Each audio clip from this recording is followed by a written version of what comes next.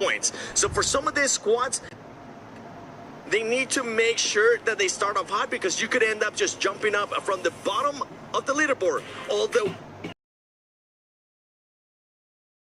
Tiamba's performance was absolutely insane, Neptura. It was. We love to see domination from any sort of team, and this time it was Tiamba. Here you are going to see the head-to-head, just going over CRic-FIix's win in their group stage over both days versus Tiamba just yesterday, and those stats are looking pretty darn similar. I mean, the elims are exactly 44 each, so you're looking at very, very equal gameplay. They do have different ways of going about it, though, and so in some ways, as much as I'm a CRic-FIix fan, I do feel like Tiamba has the edge over this one because they are patient. Tiamba, very, very patient, very quiet. You don't hear anything from them, but they go from 0 to 100.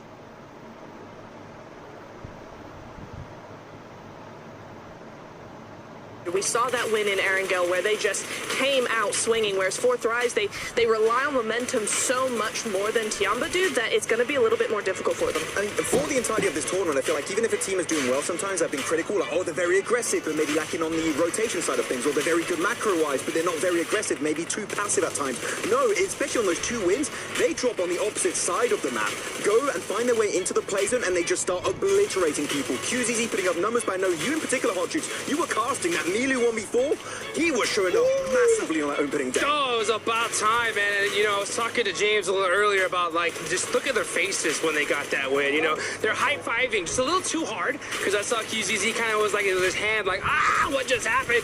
But that's what it's all about right here. Milu has been crushing in the day 1 of the survival stage. He had 18 eliminations, 3,400 damage. Hot damn. That is insane. And then you got QZZ on the other hand, 15 eliminations, but 4,000 damage. So he's putting down those shots range. I like what you said, Neptura, right, about the difference between CRic-FIix and them. You know, there is a difference between Group A versus survival stage, but it's about time, Tiamba. Let's go. They should be a lock for the finals. It's about time for some of the other squads, too. We're going to be looking at AGL and ULF, because these squads are currently middle of the pack max. And as we were talking about just now, there isn't really that much of a gap point difference unless you take into consideration first place, which all you need to do is just be in top 6. But for these squads, they also need to make sure they start being proactive and aggressive. Look, I know I usually shouldn't be making predictions, but if I had to predict 2 teams, I genuinely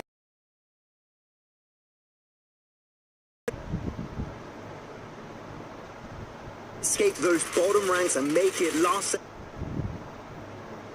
second in the top 6, it would be All Gamers and ULF. They've shown absolute promise in their past tournaments, especially looking at All Gamers. Pmwc had a big step up, and ULF, man, PMGC last year and especially PMGO Season 1 of this year, they were looking very impressive. The ULF what annoys me, you can even see in the replays here, they don't have strong positions.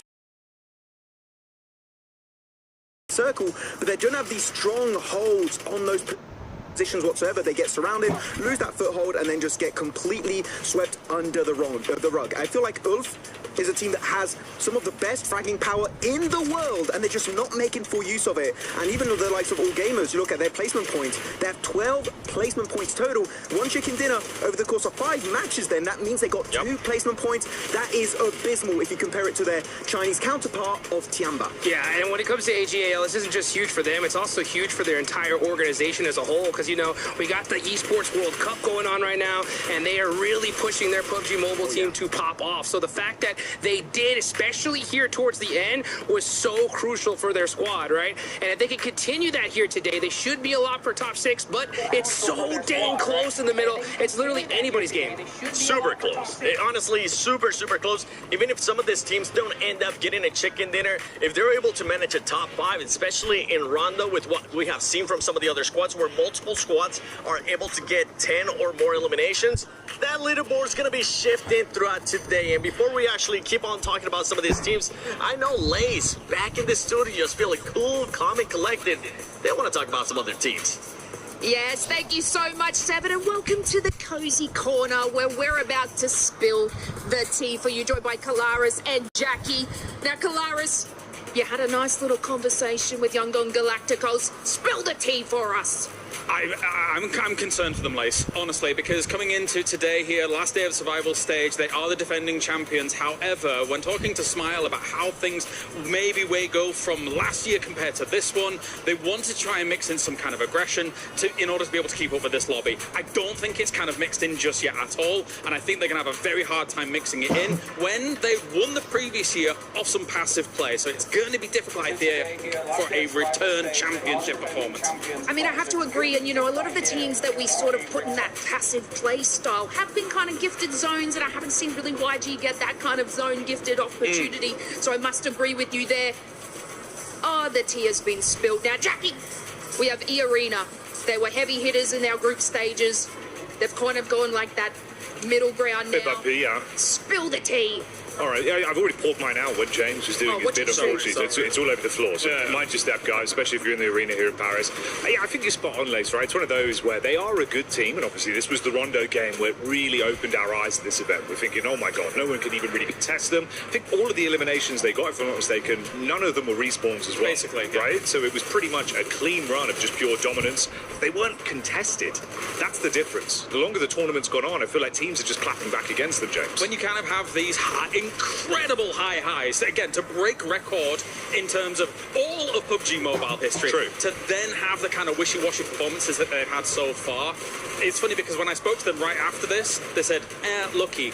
And I was like, no, not lucky at all, not lucky at all. But now that I'm looking at it, I think to myself after all the other games, I'm like, okay, maybe there is some truth to that. And I don't want that to be the case because the arena has been able to show this incredible kind of performance. I agree. And after like an interview that they had yesterday, and they were saying like, you know, we're not really getting that kind of that gateway to be able to take it. And I kind of compared it to Furia. Furia were aggressive and they're making those sorts of plays and they're getting those points. If we can just see E-Arena return to the aggressiveness, because the only other team really doing that, I believe, is Furia, where they're actually hunting down their plays. I think if E-Arena can adapt to that, they'll be the second kind of team doing that aggressiveness. The main concern is that yes, right now they're currently in that top 5, right? However, the mid-pack is so close and all the way down to 15th place, basically, Jackie, that anybody from those positions could quite easily jump up with just one game alone and knock them out of that top 5 instantly. And I think that is why it's so tumultuous right now, because obviously we've seen it's not that consistent from them, right? So how do you fix that in the space of one day? 6 games left to go. Fear starts to kick in when other teams are rising their skill level as well. It feels like everyone's getting a bit better the longer the competition's gone on, especially in survival stage, with our top squads out of the running.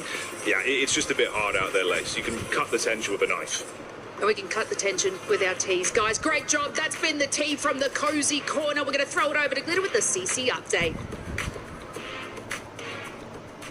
As we head into the last day for survival stage, it's time for another CC storyline check-in, because we're focusing on 2 teams today. We've got GK Esports, who are in the top 6 right now, and if we were to do some quick math, hypothetically, if they could win the entire event, they would jump from 17th to 6th place on our CC leaderboard. But the even bigger storyline is, of course, AGAL, the team at the top of the CC leaderboard right now, finds themselves in survival and in 9th place. So not only are they not safe, they haven't guaranteed their place into finals. It's very close, though. We have them at 32 points right now. They're only 7 points behind 6th place at 39 points. And CRic-FIix, like I just mentioned, they are at 41. Suffice to say, it's a very close lobby right now, which means 6 matches they played today are very important. We're going to be checking in all day long to see how they're doing, keep you up to date with all these storylines. And at the end of it all, we'll see how it plays out. Thank you, Glitter, for that CC update. Yeah, the CC update is gonna keep on getting even spicier, especially as we get closer and closer to the weekend. But something else that we actually need to start talking about, because you mentioned it earlier as well, Max, is just player performances. With what we have seen now multiple 1v2s, 1v4s, Dukes, Milu. Great cast, by the way, yesterday. It's been all over Instagram using the hashtag EWC. It was insane. I mean, that 1v4 was so wild to see, and it just really invigorated that whole squad. So these players are really going to have to start popping off here. Like I said, Milu, 18 eliminations, QGZ with 15. They have the top 2 performers so far. Going on down, you have Leparkin from RRQ with 12 eliminations, and surprisingly, right below him, Necessary from the Wolves, all right? So it's good to see the Wolves, you know, on the top of leaderboards or something. Hopefully we can see them here at the end in the top 6, but they're going to have to do a little bit more work. But one team in particular that I got to look at is Alpha 7, okay? Looking at their player stats, you have Guizhou in 6 with 11, who's actually the top performer for A7 here, right? Where's Carrillo? Where is Rebel?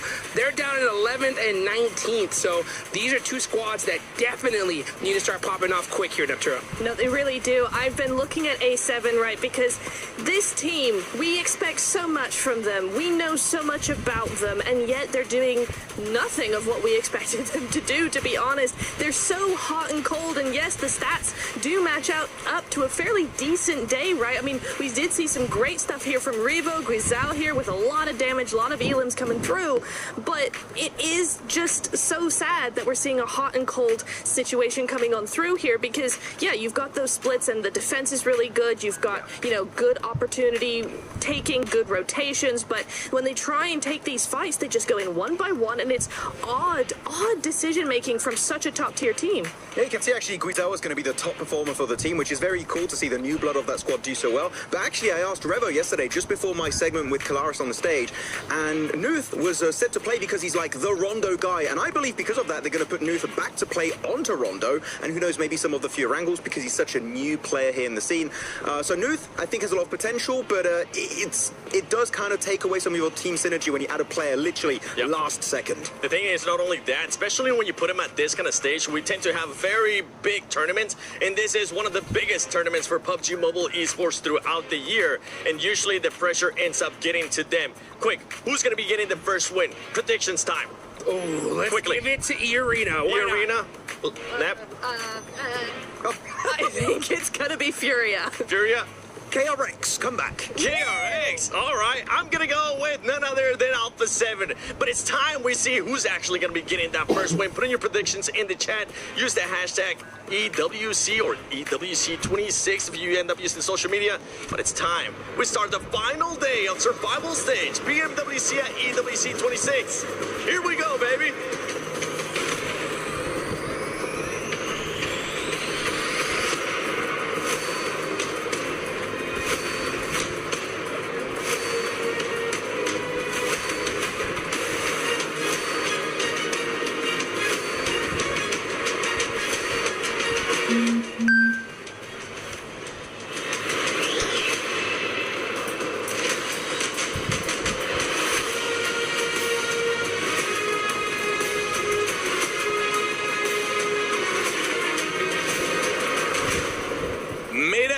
Welcome to the last day of our survivor stage. Today, there is no chance for like a second chance, basically. Today, it is do or die. We began this journey with 32 teams, and after today, just 16 will remain in the fight for $3 million and the stunning PMWC trophy. Yeah, but Bonnie, remember, 10 teams will see that he destroyed their hopes and dreams, falling straight into our crusher. The tension in the air is palpable. The spice levels have been dialed from medium to hot, and the energy in the Gadia city grid, it's electric. And so, it's time to meet our survivors one final time to the main stage, starting with Kiwoom DRX.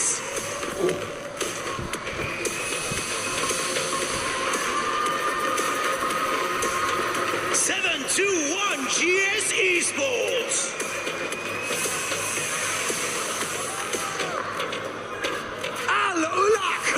Esports.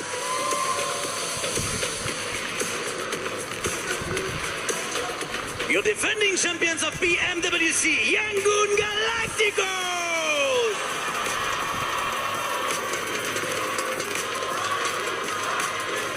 Dopeness.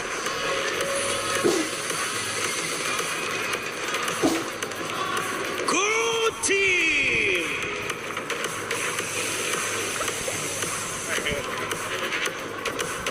Wolf Esports.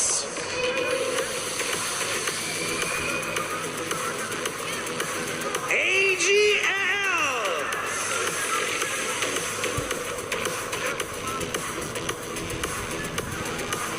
Team RRQ.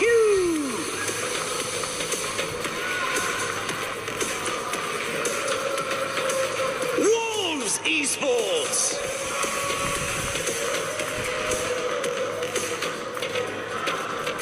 Nongshim Red Force.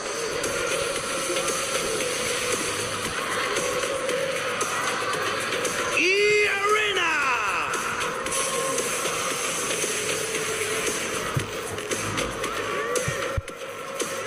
GK Esports.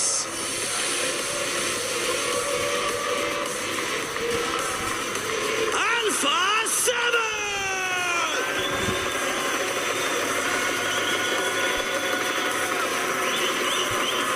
Furia.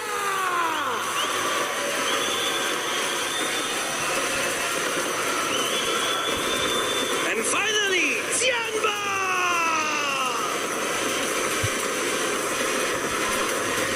Every decision, every clutch can change your team's fate. You've got just 6 games left to prove you deserve a spot among the best in the world. The finals are on the horizon, but who has what it takes to claim the 6 places that remain? It's time to lock in and find out.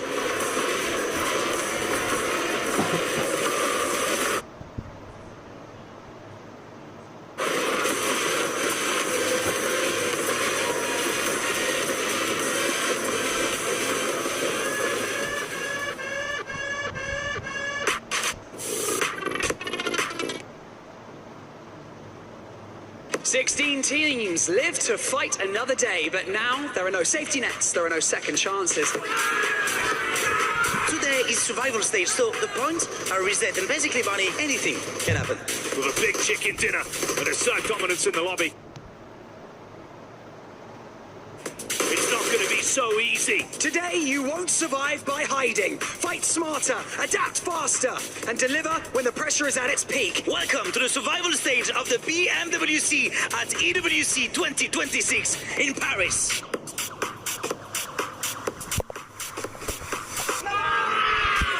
Tiamba's back-to-back. 3 players versus 2. Joker off in the distance, but there's one in the smoke. Dealt with immediately. QZ relies on his teammates.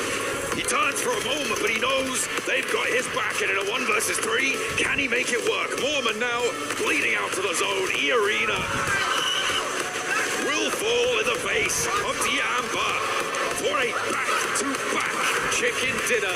This is brilliant. There's really not much more for them to do here. Hoxie wants to try and hold his nerve in the face of Alpha 7, but they haven't lost a player yet, and they're not about to start now. Carrillo able to find the final shot, and there's a burn down on the last player for the South Korean side. I think that's by far the cleanest take we've seen of a compound from Alpha 7 today.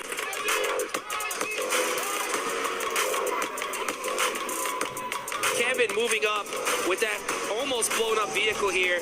They know that they are bleeding. Obscure up, trying to make a play all by his lonesome self. The Rebel goes down, and now they're gone.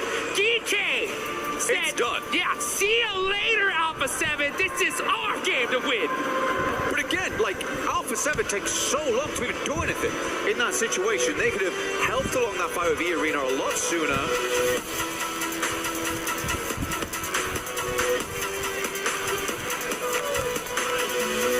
We know it's Tianba. We want to slow them down. And RRQ are looking to do it here. Pushing up close to first. Milo with the turning the tables, and he's doing this all by himself. It's the squad wipe 1v4 from Milu.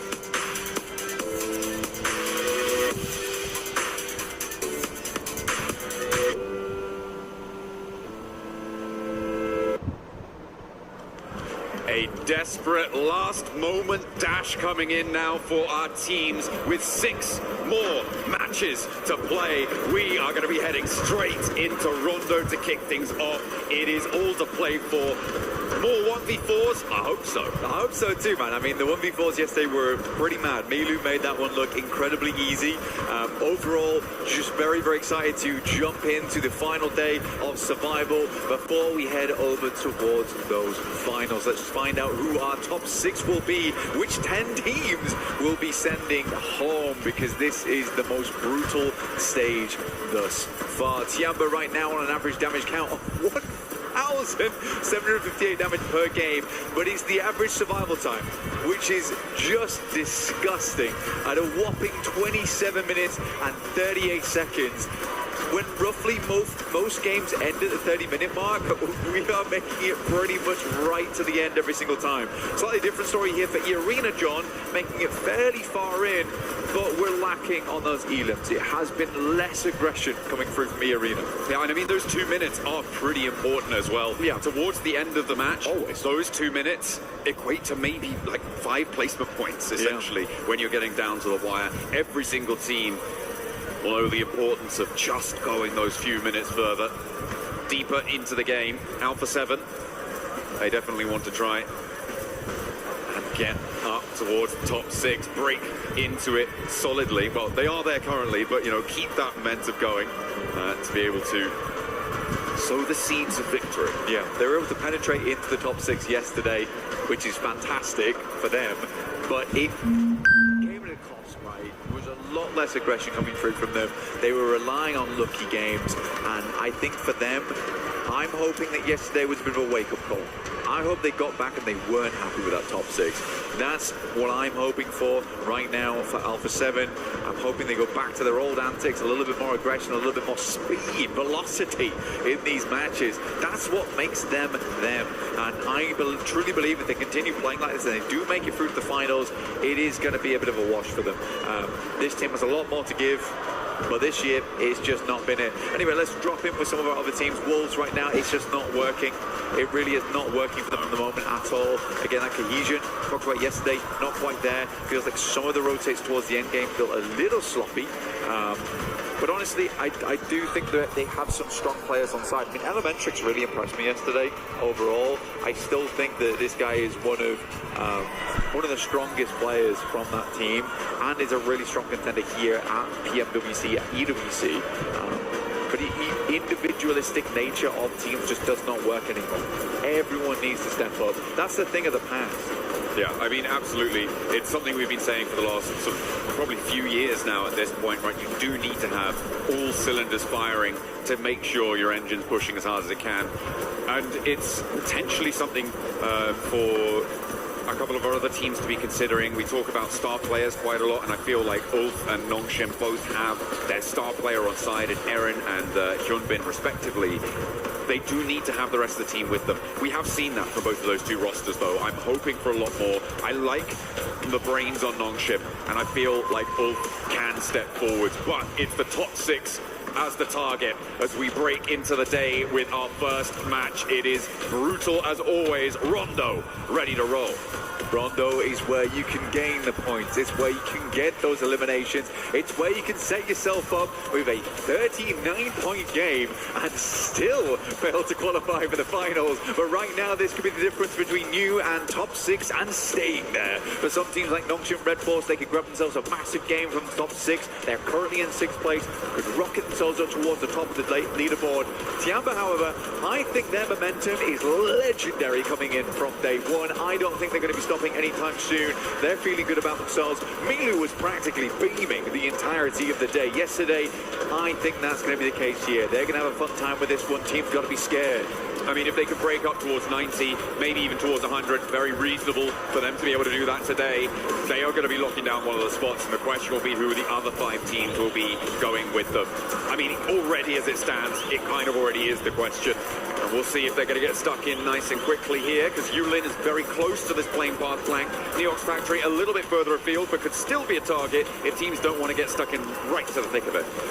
Yeah, Yulin definitely in the position that most teams will be dropping towards here. Neox is a bit of a meander, right? It's a bit of a walk to get over there, so Yulin's going to be very hot at the moment.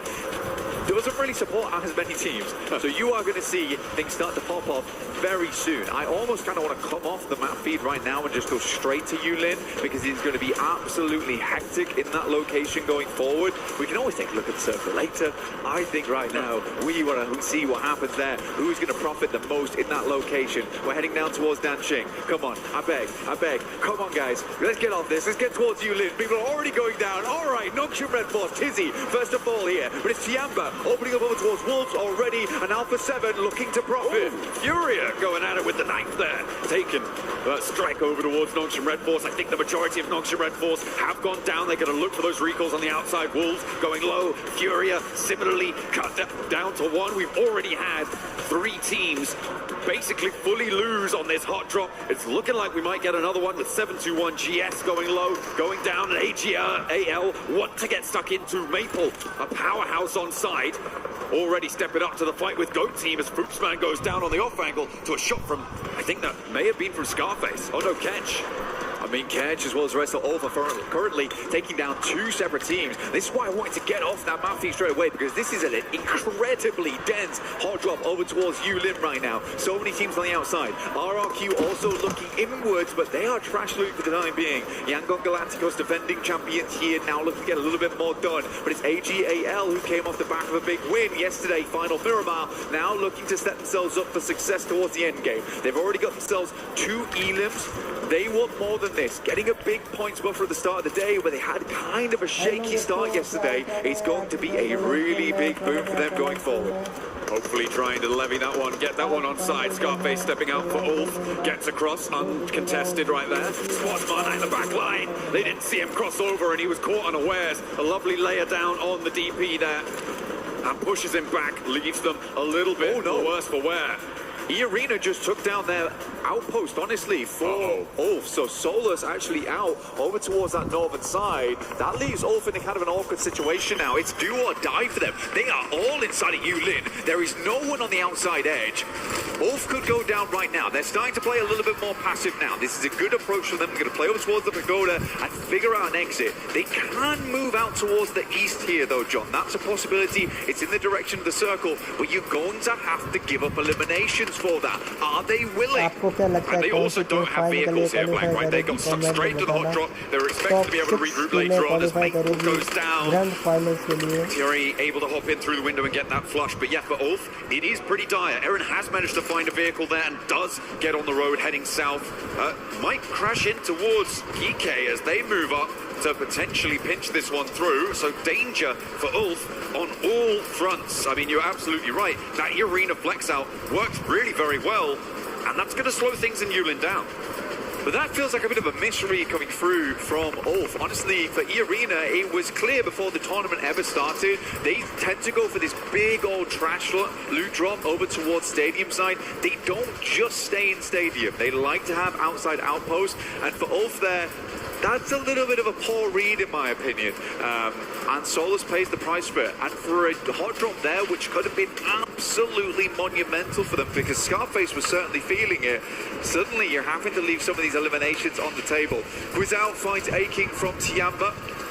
And E-Arena looks to send out over towards the northwest side. RRQ moving down towards the southeast, looking to poke their nose in over towards Yulin, but we're on board with Furia, another team that was doing fantastically well yesterday. Right now, Ayala, one of the top players, currently down. We're in ball with the coach corner. Honestly, the coaches, they look happy at the moment for Furia. We're going to see for how long they're going to be holding on the inside. Arena, I was pointing at it for you there, but out they were jumping onto the Alpha 7 solo, who they've just taken down as well. So Alpha 7 now in this Yulin hot drop in a crucial route out. They need to try and find it, or it could be all over for them. A very, very difficult spot for them to find. Arena been playing spoiler. A jump around the corner. Those were back in with Furia. She tried to find the shot. He will be able to shut it down. Furia keep themselves going. The engine is roaring. Once again, Igor's a great approach here from him. Keep things going, like you say. CRic-FIix on the exit. GK, Ragnarok is in front. Lepar takes a lot of damage. Ragnarok just gets fully melted. Just crushed underneath the bonnet. We'll just get the reset on that one and go for the revive, but all right, I mean, that's how you do it if you're CRic-FIix. 7 eliminations. What a dangerous game right now for Alpha 7, yet they've come away with 7 eliminations. But hell, John, this is good for Alpha 7. This is what we want to see. I don't want to see you guys going center early on. I want to see you flexing that close quarters combat. And this is very, very promising. Very, very promising. Arena have been an absolute nightmare to the solos on the north side. They've gone and sent a duo down to 1 recall tower. They took a solo out. They've sent it to another recall tower, another solo gone. That has changed the dynamic in Yulin so dramatically. It looks like they might have been trying to catch out a player from Alpha 7 again on that egress, but CRic-FIix does manage to slip on through that net. And Arena now sending a duo in towards Yulin itself.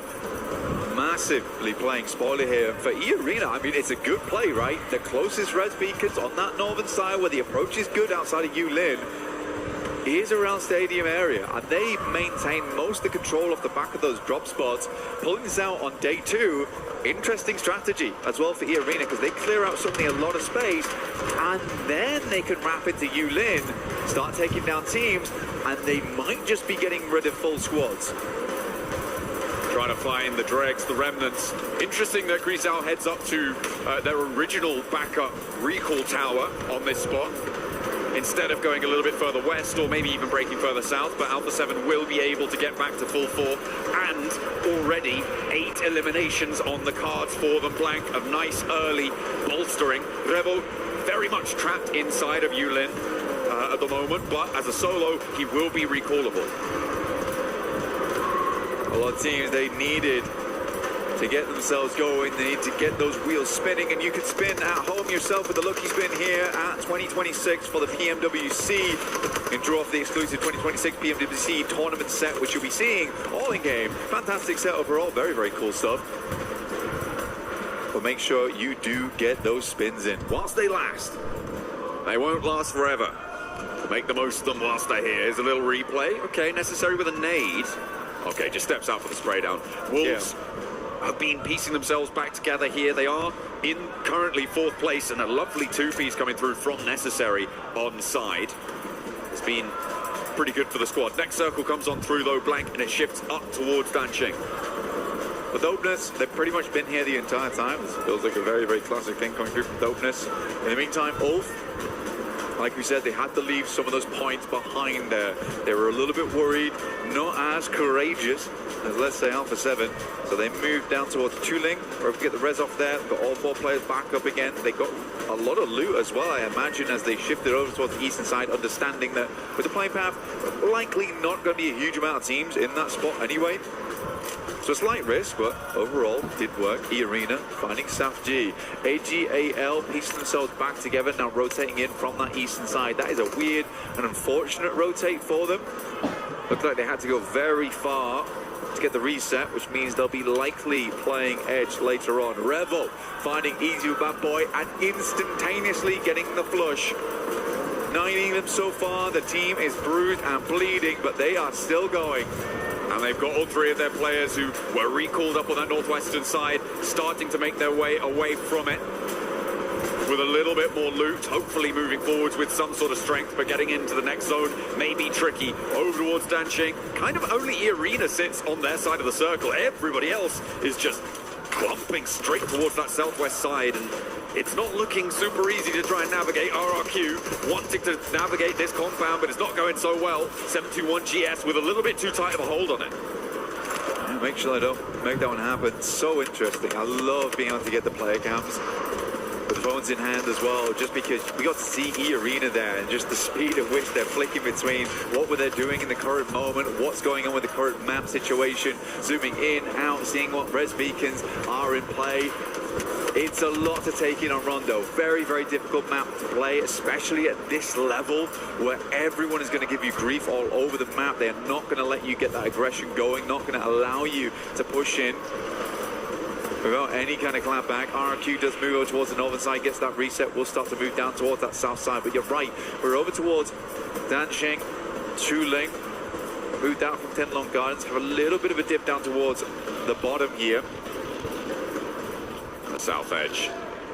And on the south side with one Elim is Tianba at the top of the table still. They've been a lot more reserved over the course of this match, not wanting to get stuck in. Well, actually, they were forced to be a little bit more reserved because they did go down in the hot drop earlier on. Yeah. So they are now playing not necessarily on the back foot, but certainly not from a big win on this engagement like Alpha 7. Who have managed to transition away from their game. They're all the way up on that north side there. You can see the backstop for E-Arena, who spent a long time getting away from stadium. But the circle sent to the north side of Dansheng, and all of those teams that committed south blank, they're not going to have to reconsider. Yeah, there's a lot of position to play on this north side. Actually, I think the most interesting spot at the moment is sort of that dead land, which has a fair few compounds that sit through it. You can kind of fight down. You can have, I would say, probably 2 teams there, and then you can play out towards the northern edge slightly, where the forest currently sits. Claus does find QZZ. Kind of an unfortunate timing on that one. Tiamba's going to look to try and just break out and through towards that northern edge. But oh my god, it is clustered right now in Dansheng. Lots of teams want to get a move on. Control that res beacon over towards the north side would be a big deal. But you've got Yangon Galacticos. They are flying in towards that. RRQ are looking for that position. As well as Alpha 7, who did get themselves a little bit of a lucky break. The fact that this circle went north. But I think that they've battled for this. And I don't think that... I'm too unhappy that they get a little bit of luck here towards the middle of the game. Don't think they're going to be able to get to that recall tower before Yangon Galacticos. Unfortunately, it is pretty closely fought though, and they might want to just set up for it. RRQ can third party, but the brunt of it will fall on Yangon Galacticos right now. And Yangon maybe actually look at ascent even further on and not get stuck into this fight at all. The recall tower being available for just under 4 minutes now, blank remaining. It is going to be a powerful asset on side if you can keep control of it. It's a very big deal. Like I said, though, you can see here you've got Alpha 7 controlling the northern portion of these compounds, and then down towards the south side you've got Yangon Galacticos.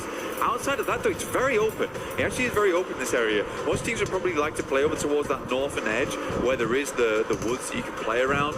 There's some bridge sides in play, kind of LOS off the back of. But oh my god, a lot of teams just hoping this ends up over towards Dansheng, because they have committed.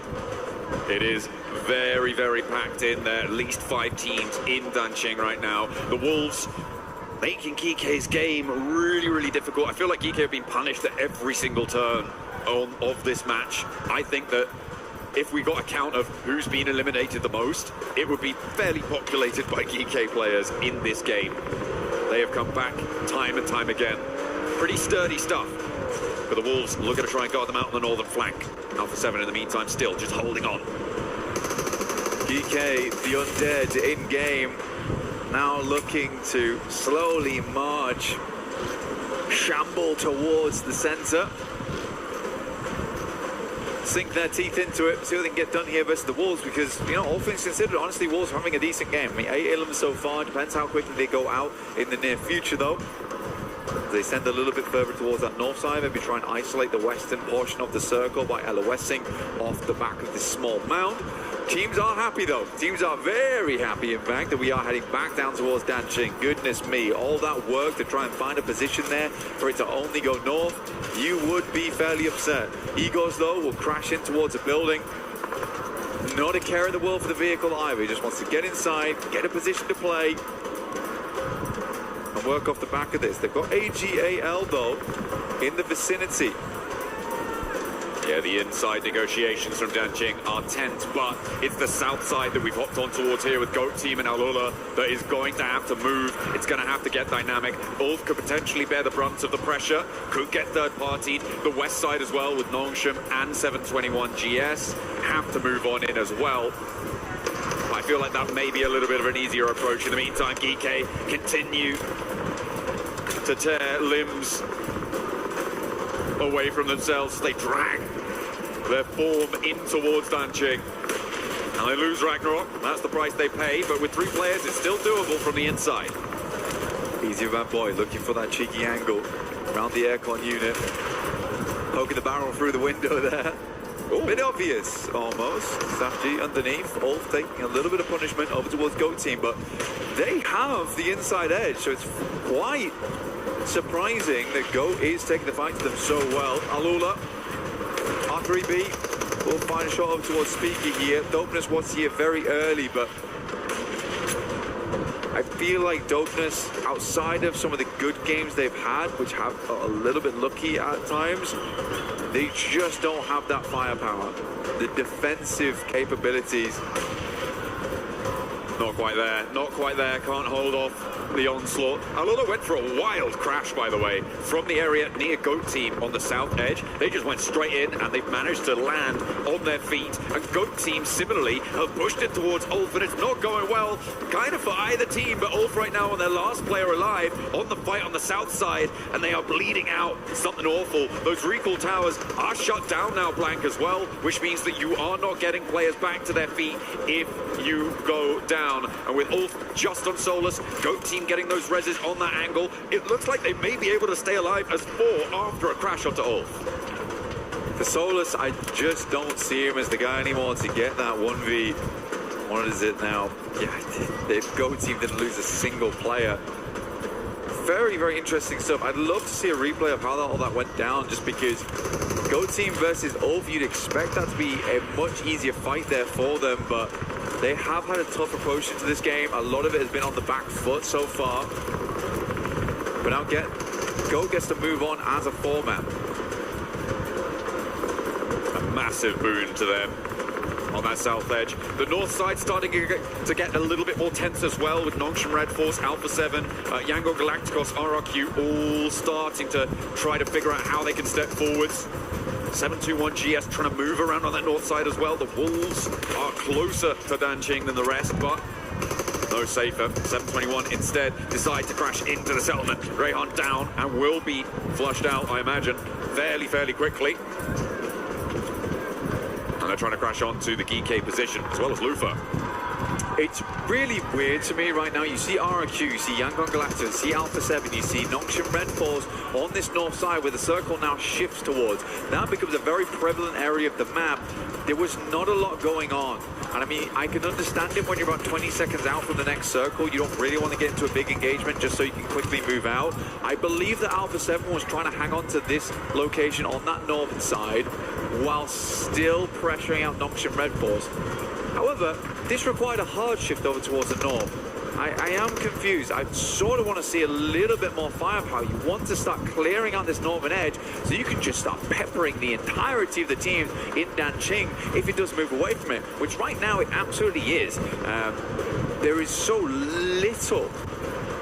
little movement happening on this northern side at the moment. No team wants to get involved with one another. I mean, Alpha 7 and Yangon Galacticos have been here for quite a while, so they're feeling fairly entrenched. This is 721, who were able to crash in, but GK are starting to turn the tides of this game around. They have been through hell and back so far, and they are looking to bring back some mementos for the rest of the teams around them. Kevin does get knocked, but that looks to put themselves back up. 5 eliminations now for GK. They are holding on to the western point desperately. Milu finds Alula Claws. Helico kind of whiffing one of those nades there. Alula will back off, trying to get Claws back on his feet, but Samji is fully flushed out in the meantime. Goats are moving in, getting a good amount of damage done, but E-Arena's already sent out over towards that northwest. They get into an altercation with E-Arena. Where is the aggression? Go honestly is doing exactly what I want to see. You should hear this engagement over towards the northern side. Would not be surprised if they try and push this one. Well, that's the arena cleaned up, and now it's just Nongshim who stepped into the firing line of GOAT. Alpha 7 looking to flex out as well. Maybe able to find it, some emergency cover dished out by Hyunbin, and Alpha 7 okay on up to the ridge. Okay, this is good news. So we have Guizhao. Guizhao leading the charge. It's very confusing for me. But I'm glad he is. He gets something done. The airburst does no damage to him. He's going to try and move the vehicle out just slightly. Go is another team trying to pincer over towards this one. But they're recalling him. They're pulling him back. Carrillo has managed to get himself knocked over towards that northwest side. They're looking for the save on this one. Quick smoke out the window. Guizhao doing a lot for the team right now. Yeah, it was RRQ who managed to find a knock over towards Carrillo, and he will need a little bit of a pickup. If they hadn't happened, they could have put more pressure forwards, and I think that might have been the end of Nongshim Red Force. As we hop back in towards Danxing, you've got Alola now at loggerheads with 721, who were able to crash in successfully. Alola, as well, similarly capable of getting in and amongst it. But everybody's holding their corner. Next circle, very likely to push a lot of this one out. And I feel like AGAL may have the better time of it. A nade over the road from R3B is able to connect. And that opens the door for Alola, or at least it gives them time to get the res. Some more damage, and now they have to hold up Furia on an off angle. Furia going to try and move out here. Next zone comes through. We'll head over towards our eastern side. Yangon Galacticos, defending champions, right in the center of it all. Looking now to begin the tornado. Sweep through all the rest of the teams. R3B does go down for Alula. The 7-2-1 GS try and hold down. It's a good double. Back to back here, very low. Can he make the 1v3 happen here? No. Won't quite get it done. Didn't trust in that last shot. Quick is quick to finish it. Understands the demon inside that building, and he needs exercising. Goodness me. There was a moment there, it felt like maybe Malik was going to do something magnificent, but was put down. Alola losing 3 of their players. 11 eliminations with 4 alive. They would have had a great time, but now it's Quick against 3 from Furia. He's already managed to find Igors, and now Ayala and Chief are bearing down upon him. There goes the flush. And he's still got a little bit more to say. The end of the story, not quite yet. Quick dashes out, and the pin pulled on the nade keeps Chief from spraying him down. Yep, common misconception. Can't get out that window. It is barred off. We'll have to swing around the side here. Furia looking to pinch Quick. Give him the old do-si-do. He is taking a turn. Oh my god, he's taking off, dude. And he's looking for more, layering down the lead, but it's just off target. The strafe brings him further away from it, and Quick goes down. In the meantime, Nongshim Red Force on the western flank go down to GOAT. Their dynamism, their attitude in this game is looking nasty. Hey, I mean, GOAT is chewing through squads. They are chewing through squads, and this is what you want to see from a team like this. They have so much control. Wolves is down towards their southeast, but it's a team on 3, not likely to get too much more done. Milu is knocked and flushed, leaving only Eagle left alive to put the claws in over towards Furia. Emergency cover flares, smokes, all been dropped out to try and extend this push, but it's not meant to be.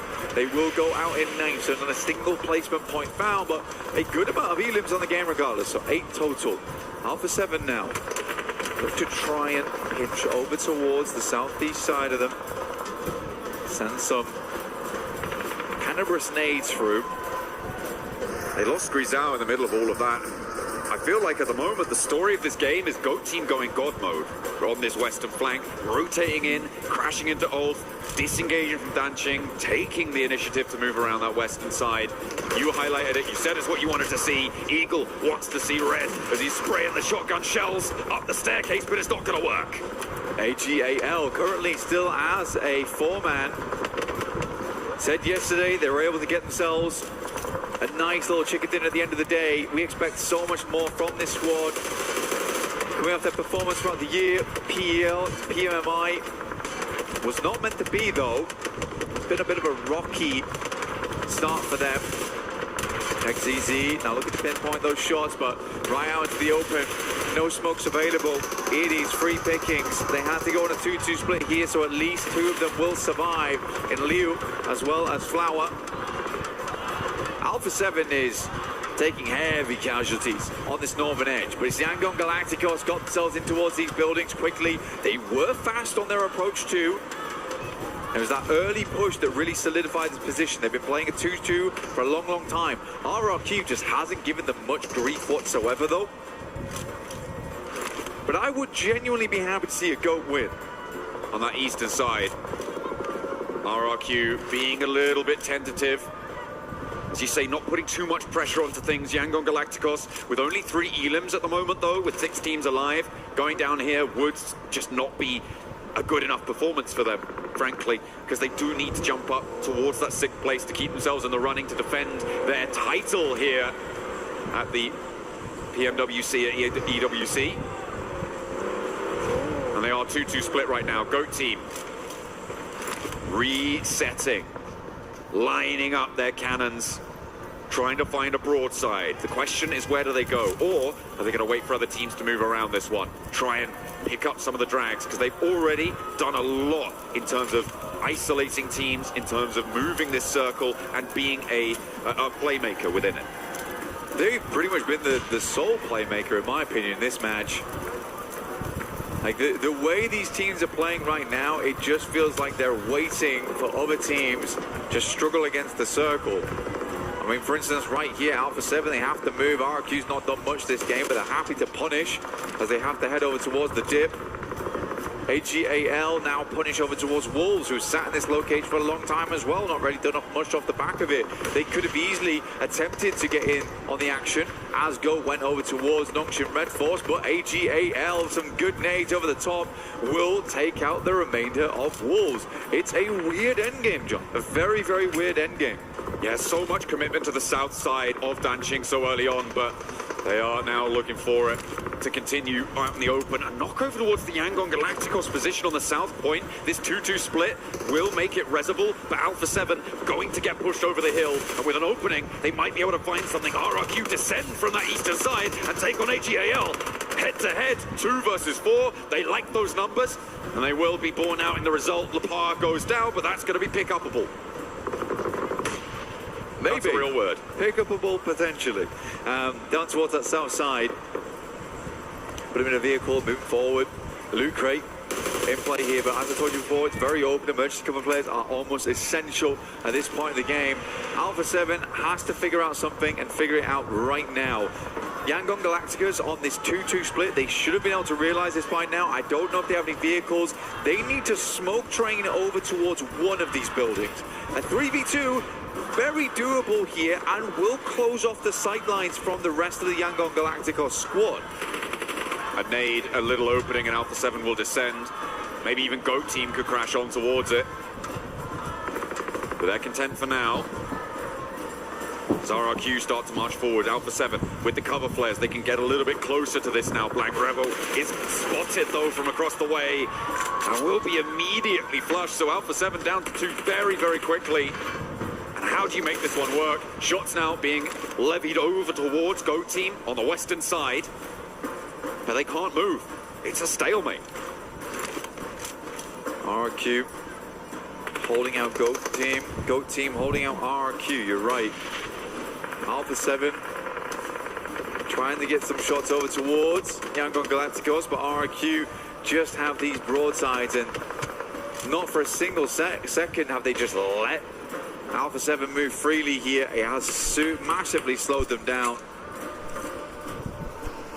I think they were coming into this endgame with very few spots available. Zone 9 now just hits, and we will be close. Mile, what are you doing, man? Straight into the firing line, and that's the opener that RRQ were looking for. The blue zone pushes them further. They have to get out of the warehouse, but the blue zone's choking them. Yangon Galacticos starting to have to leave here. GOAT team will squeeze the pressure on. RRQ moves out, JS9 in play, but it's GOAT once again. Killer Joe at distance. Yangon Galacticos down to 1 final player. What can Mane do here?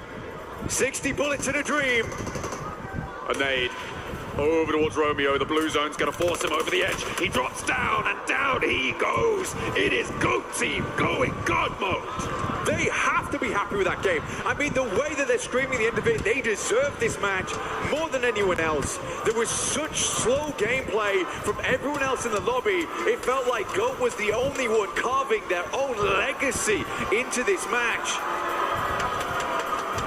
Couldn't ask for anything better. You really couldn't. They climbed themselves up to the top of that mountain, and it was a tough road for them. Their positioning on the south side, as you were saying, they were the only playmakers in this circle. Their move to Ulf, their decision not to try and just stumble forwards, creep towards Danching like everybody else. Instead, they stepped back, they looked at the bigger picture, and they took a big chicken dinner.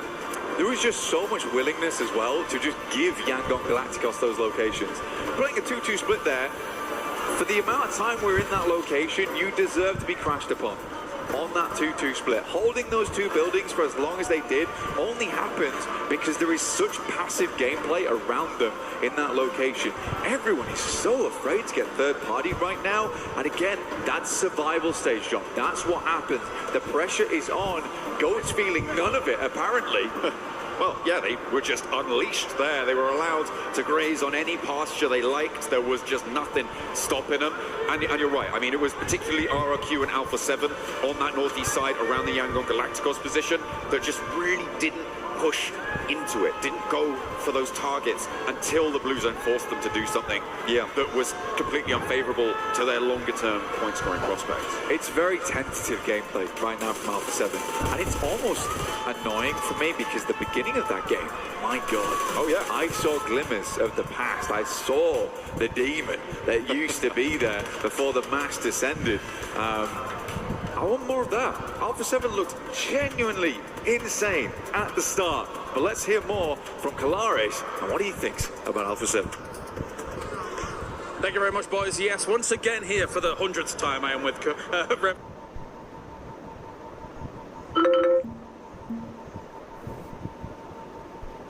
Revo, as on the word go, E-Arena hunted down Carrillo and then was able to take him down. Of course, then you were able to save and Gizao to be able to get the res off here. But what's going through the team's mind in that point? Because that's a scary prospect when you're in a hot drop in Yulin.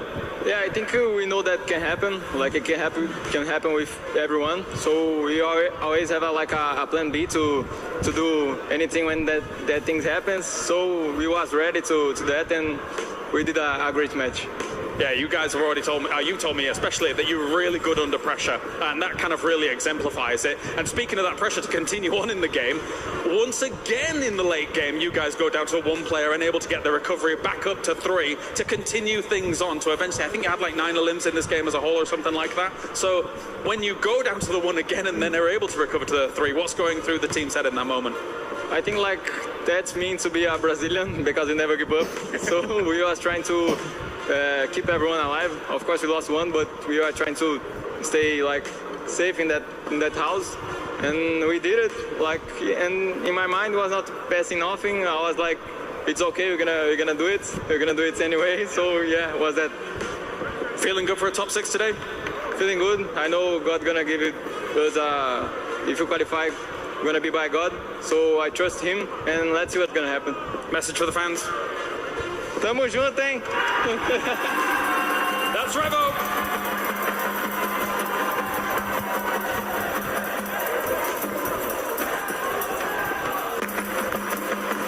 Human body was built to move, not trapped at a desk in one singular posture for 12 hours a day. It's time your chair evolved. This is Secret Lab Titan Evo. Ergonomically engineered for you, gamers, hybrid workers, artists, backing your every move.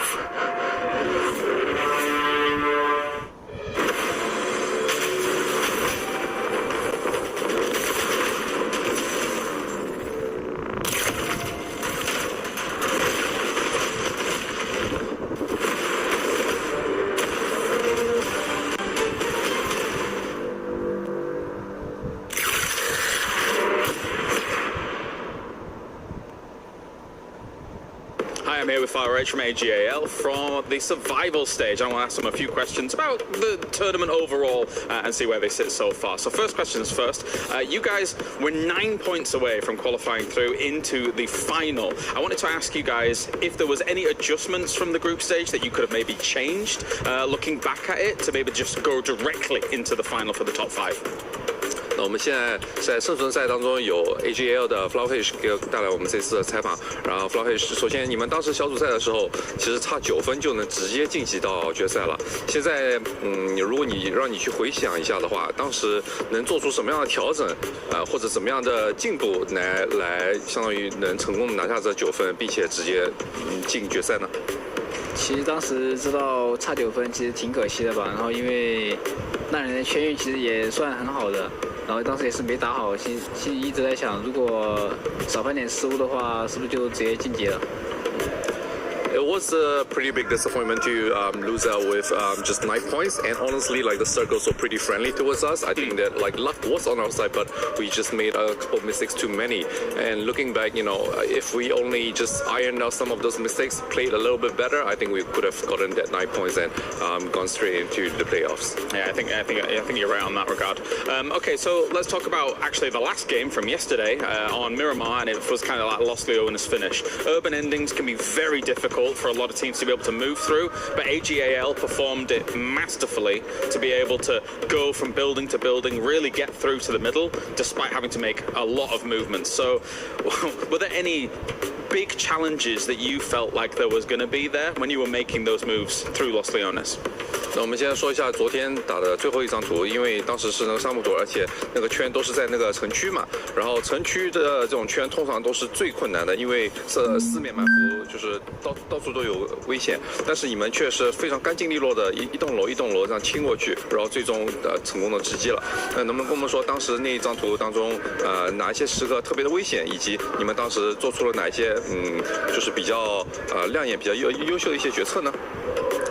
当时的话应该是扎进去的时候风险挺大的吧，然后当时是被两边一直扫，还好没有掉人。然后后面的话就是我们一起抱团吧，然后一步一步清一个边出来，然后慢慢的往前推，往前打。 Well, yeah, when the circle first formed and we saw that it was in Los Leones, it was very dangerous in our initial incursion into the circle because we were getting kind of like flanked by 2 different teams. But we managed to, you know, form as a group. We pushed as a team, and then once we cleared out our own side, our own niche, I think it became a lot easier, and we were just clearing building by building together as one singular unit. And I think that was what clinched us the victory. All right, thank you very much, CRic, for the interview. Thank you for the translations. That's been us here with AGAL. A day where a lot of teams have absolutely nothing to lose. So how about you start improving on stuff that we've been pointing out here? And that's exactly what GOAT Gaming was able to do in this game, Max. Ah, the boys, the GOAT team finally showing up. And you know what? It's very interesting because there's no hovercraft on Rondo, and yet they still get themselves a win. Moxie definitely making me proud in that game. But a great merge of aggression in this game from GOAT team and also strong macro rotates. That I do have this. I'm going to break down and play a little bit later on, so check that out later in this desk segment. But no, GOAT team generally the first time in this tournament. I have hope that this team can actually maybe make a big jump at the top 6. And just to highlight what you said earlier, Seven, on the pre-show, the point gap is so minimal towards the middle pack teams, which is where GOAT are. This game, I think, puts them up in top 6. It was a 14-point difference between 3rd place all the way down to 15th place now. Wow, that's fantastic. I mean, it really just goes to show that anybody with one decent game can jump all the way up. We will see that on the overall leaderboards. There we go. But yeah, GOAT team able to just grab this hilltop. I'm so excited that we actually got a zone here because there's some really dynamic terrain to actually work with, and GOAT handled it so beautifully. RRQ as well, you're seeing there with Yangon. I was really happy with Yangon. Yes, it's a more of a passive 2nd place. Yes, the zone was given to them a little bit, but they defended pretty well against RRQ, and we could see them take some shots towards other teams in the zone. So actually, I'm very happy with their performance. They were able to get some killer shots, man. There's some awesome shots coming on through there. And yeah, getting the win is finally going over to Goat. But Yangon, GG. Yeah, to be fair, it is really hard for Yangon Galacticos, who just had a fight with RRQ, and then you have to instantly finish the fight with RRQ and go for an exit on to go. I understand that getting that win was not possible, but you know what? A strong second place, Yangon. Again, the point gap is so small, that could put them really high on those rankings. It is strong second place. And look at Goat Team, 25 points, RRQ as well. A lot of this squads that actually needed the points. But Lace, I'm looking especially at one squad. And that squad is currently in 4. Damn right. Alpha 7 showing up. And not only that, we got a chance to see Rebel showing what we know he's capable of. Yeah, I mean, look, it was kind of like such a beautiful start for them. They're just dropping slightly northwest of Yulin and not getting into that hot drop scenario. But what actually happened was E-Arena forced them out of their initial drop into the hot drop zone as a duo.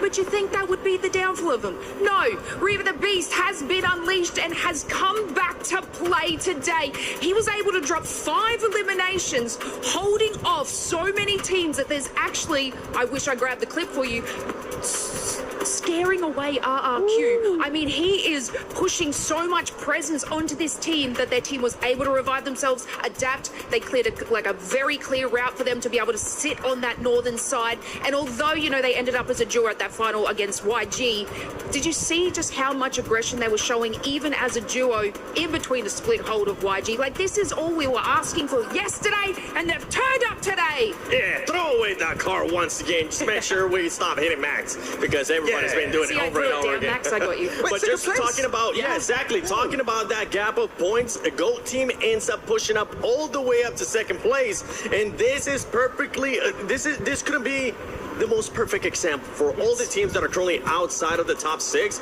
If you have a good performance here, you will end up jumping up to that top 6 because of how much everything that Tiamba was able to sponge up yesterday.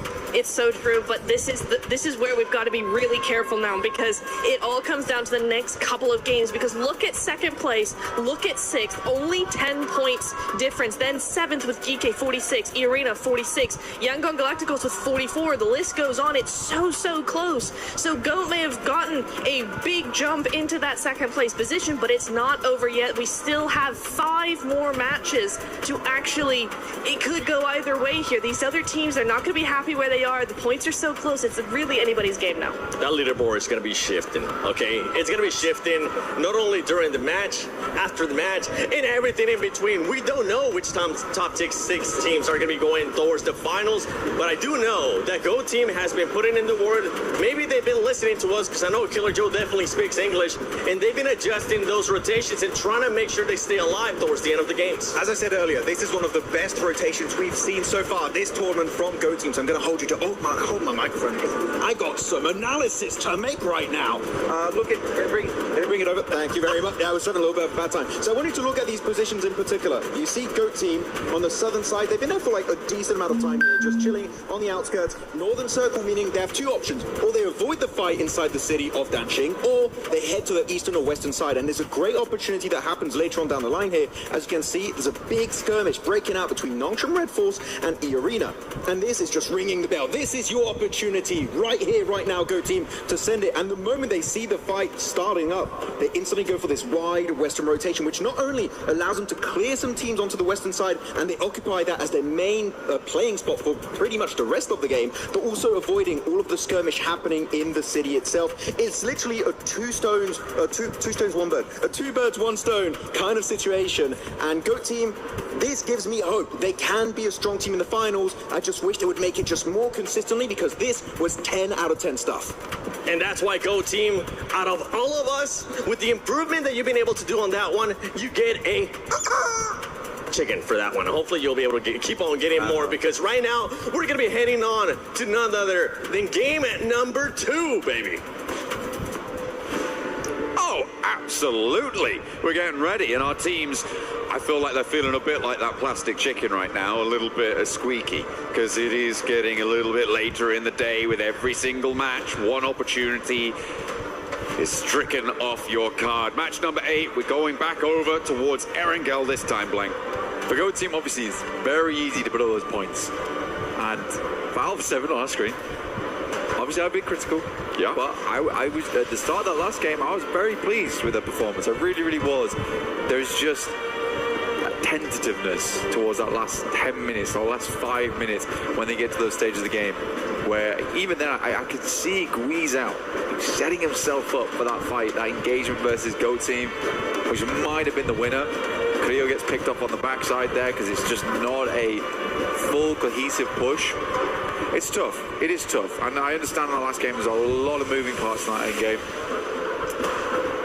But they did show, as Clara said, a lot of resilience in the early game. And we can't forget that. I think they had a fantastic start. I think they had the best start to that last game than anyone else. And I've said it before, it's very promising right now. So we'll see what more they can get done. The Furia, on the other hand, another team that I did want to talk about. I think they went down fairly early that last match. They got stuck in towards Dancheng, tough position to play, slowly bled out players.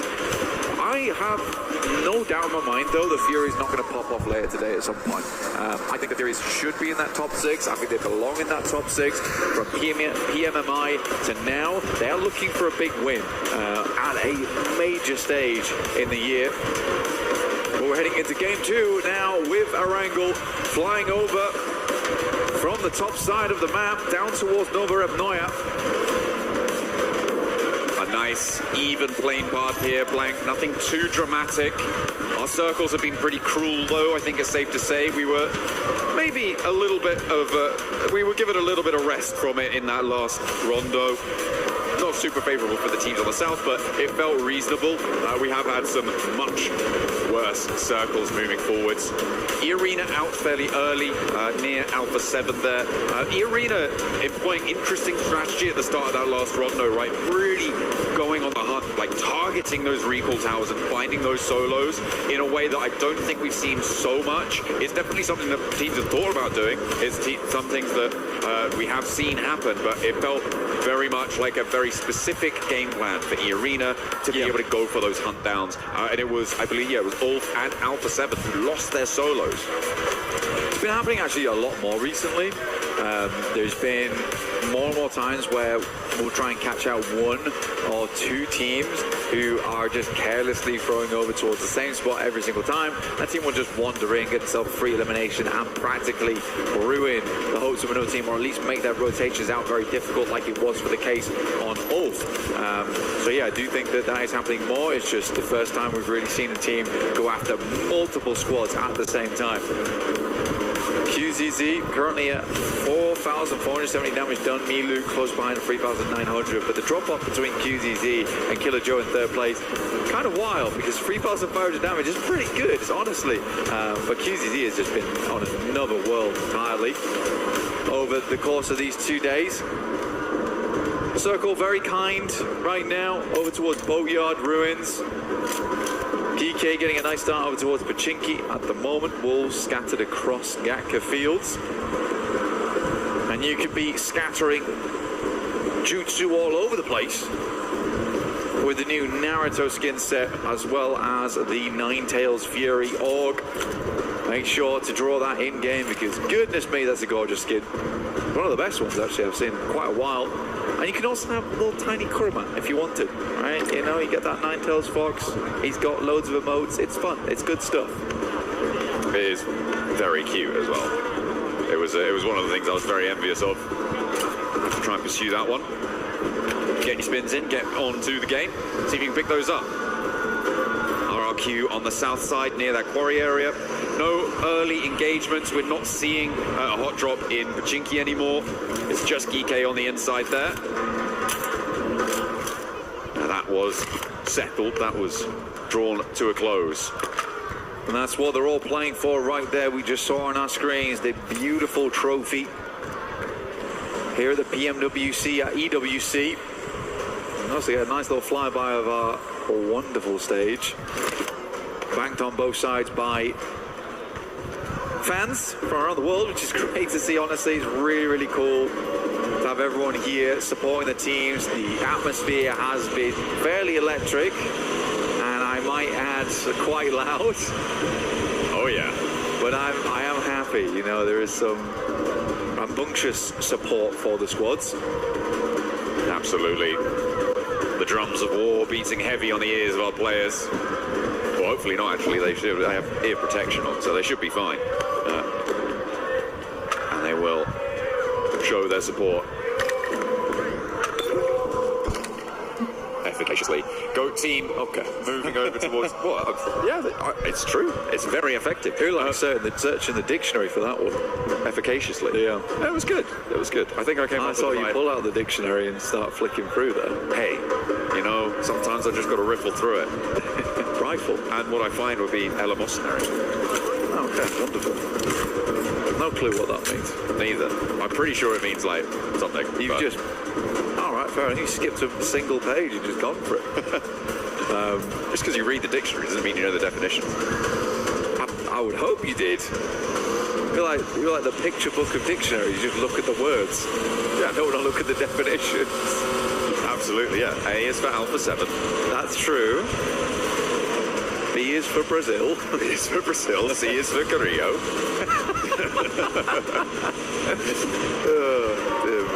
I don't have it. I'm out. I'll tap it out of that one. Furia. Ooh, stop, drop and roll.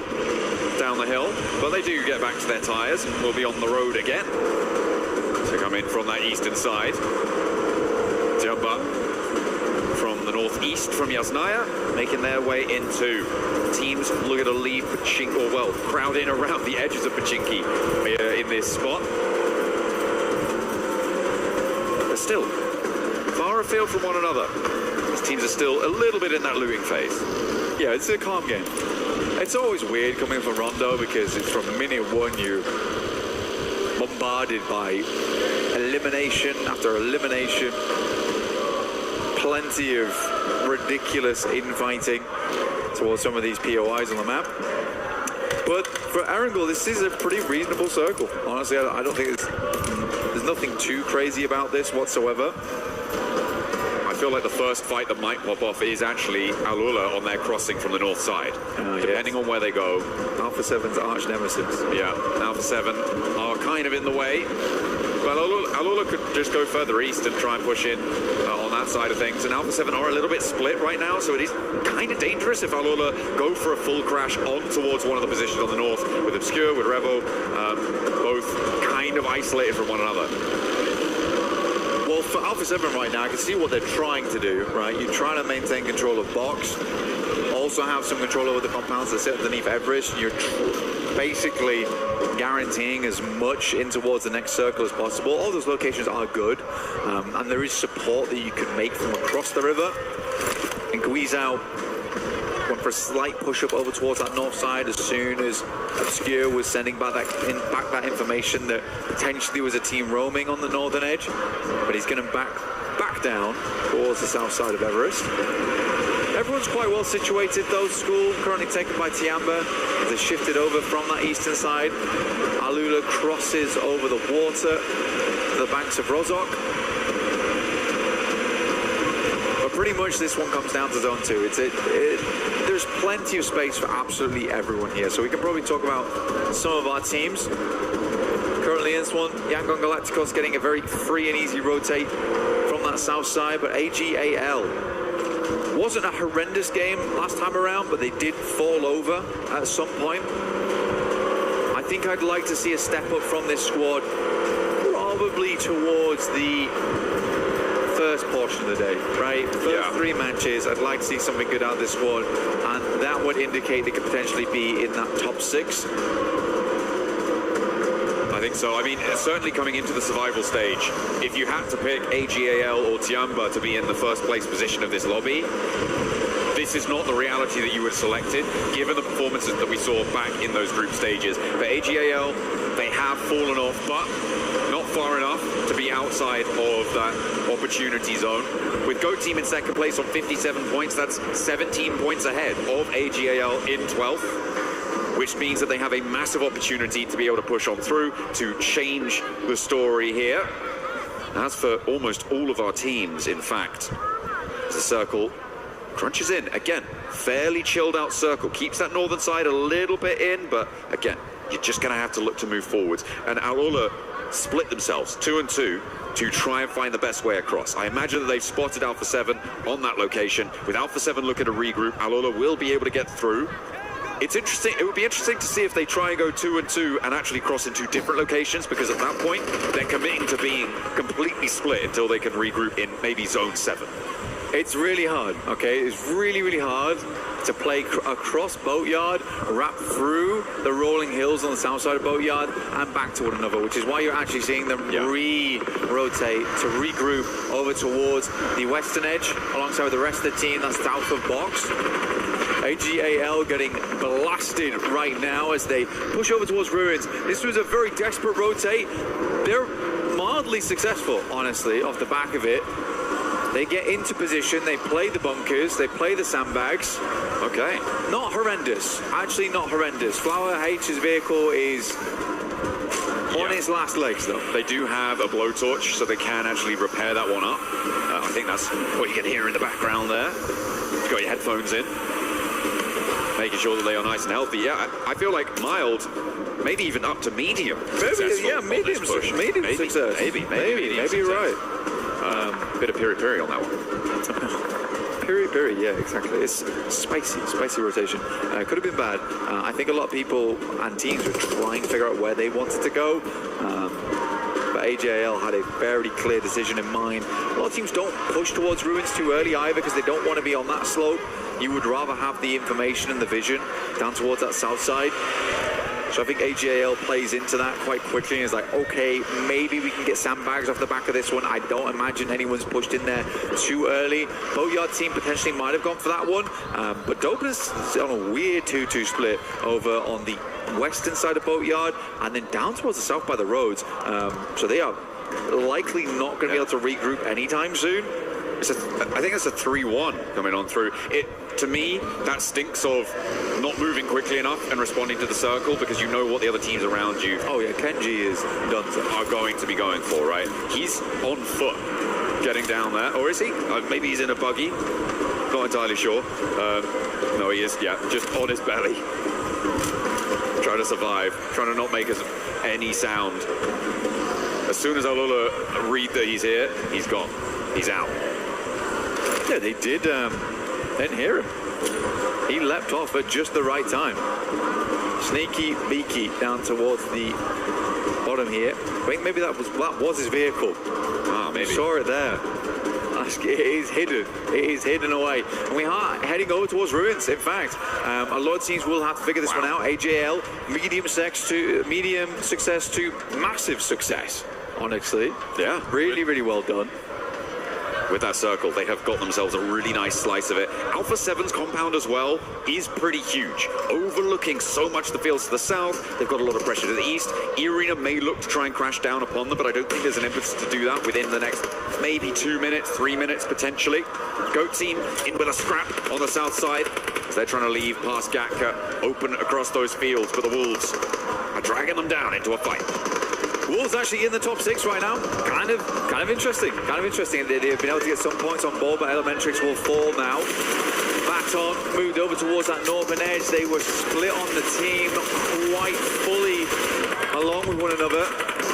Slonic just about able to get off into the distance, but before he does get knocked down, I think for Wolves right now, there's a bit of a awkward push out, and they were really thinking that, oh my God, there's going to be a lot of teams coming from that south side. And we're quickly shut down because of it. Ulf tries to go center. Ulf is not a team we expected to be in 13th here. I think this is a very big surprise for everyone. Currently only on 2 players. And we're probably thinking that for the guys on Ulf, this is a hard achievement to make happen in the last 4 matches, because I don't think they're getting many points off the back of this game.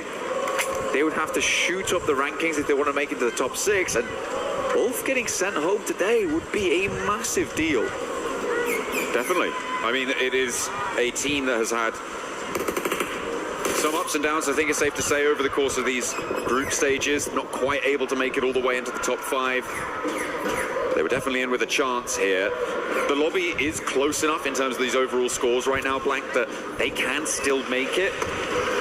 It does require them to be pushing pretty hard and fast, though. For Ulf, it's likely they're going to need to see at least 5 points off this match to keep themselves in the running. Yeah, moving into the latter half of the day. And to be fair, from their position on the north edge, that may well be doable as a duo. If Al-Ula don't commit to pushing out onto that angle, there's really not too many other teams that are going to threaten them. So it's a survival strategy for Ulf, and it may go quite well.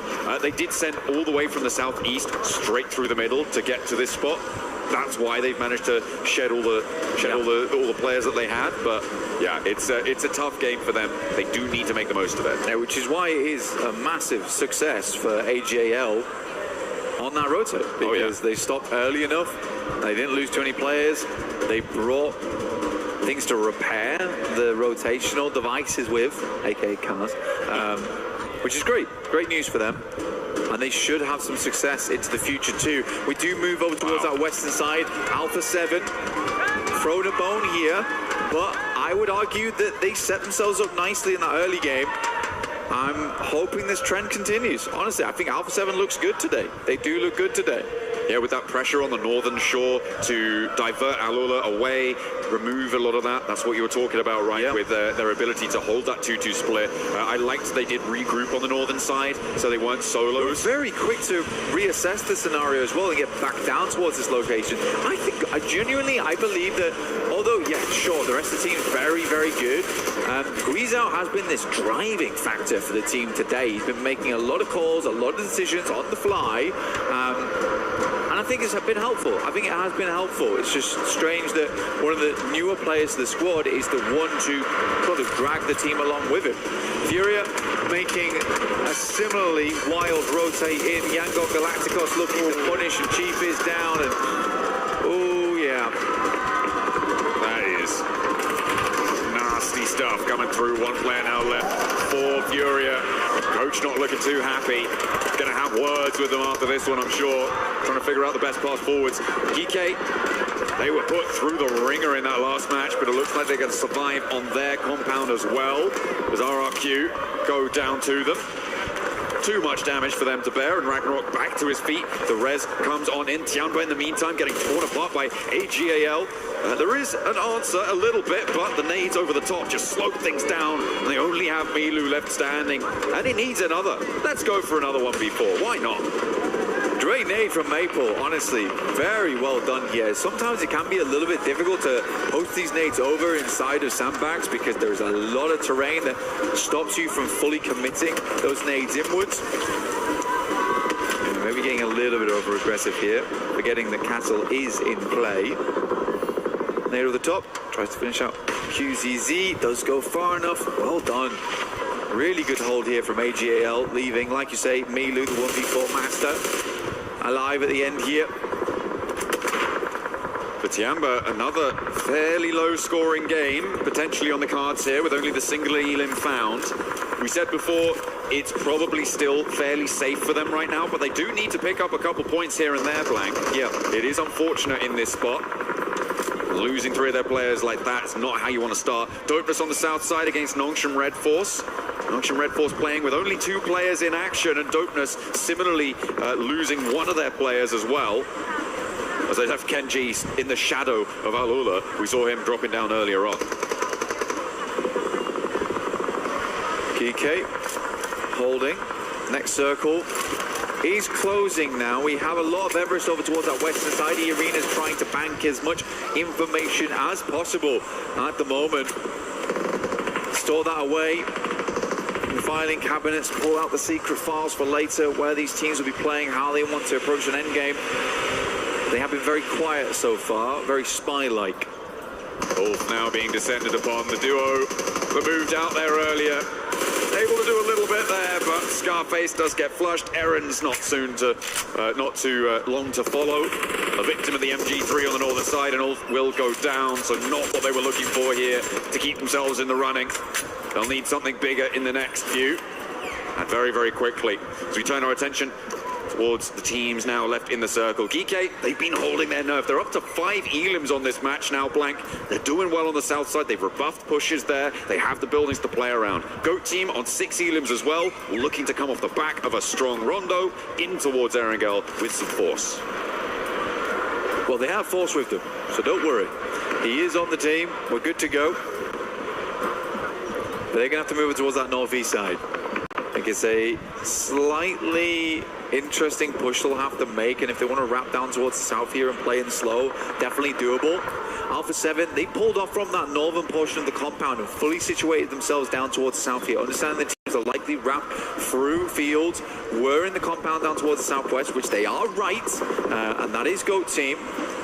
So they're fully focusing a lot of their attention over towards Everest and their southwest. This is a good approach to the game from them. GK doing something very similar, looking to hold out the teams that are on the southern edge. You just got Mealy remaining down there. Alpha 7's position gets so much stronger when E-Arena leave the top of Everest. For GOAT team, that is good news for the time being, but as soon as the Arena move, the rooftops become so dangerous against GOAT team. They're going to have to have a real think about how they want to go for this one. And I feel like E-Arena is starting to peel off those angles. Yes, that look over towards Alula again. They have had that information for quite some time now. Noxian Red Force, Hyunbin opens up over towards Killer Joe. That's a backstab coming through here and will slow the guys from Go down. Revo actually looking to swing by in the vehicle, get some information, but Noxian Red Force definitely the main force that is distracting away from Goat. And Goat turns their eye towards them. You can see them just about start to shimmy back down towards that southeast side, realizing they got to get rid of this team. Hyunbin causing problems there. Noxian Red Force again, they're on 2 players alive. They're out of this current zone blank. They have to step forwards. So finding these little openings is exactly what they needed. Diminishing the power of GOAT team across the way. You love to see it. You love to see it. Hyunbin with another nade over the top. They're not quite connecting either way.